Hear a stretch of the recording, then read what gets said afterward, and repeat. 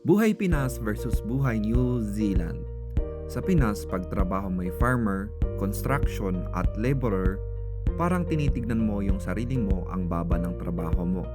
Ang baba din ng sahod mo. Pero dito sa New Zealand, mataas ang mga sahod ng mga ganyang trabaho. Kasi dito, pinapahalagaan nila yung hirap ng trabaho. Kaya kung mas physical yung work mo dito, sigurado mas mataas yung sahod mo. Isa pa sa Pinas, yung ama mo de kotse, pero ikaw na trabahador, nagko-commute ka lang, nagbabas, nag-jeep, naglalakad, nakamotor at naka-tricycle. Pero dito sa New Zealand, kahit trabahador ka lang, naka four wheels ka din tulad ng boss mo. Sa Pinas, kailangan mong tawagin ng sir or ma'am yung boss mo. Kasi pag hindi mo tinawag na sir or ma'am, wala kang respeto. Pero dito sa New Zealand, ayaw ng boss mo na tawagin siyang sir or ma'am, mas gusto pa rin niya na tawagin na lang sa kanyang pangalan.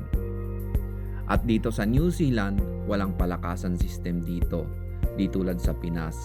Kung inapi ka ng boss mo sa trabaho o physical man, tiyak mananagot siya sa batas ng labor.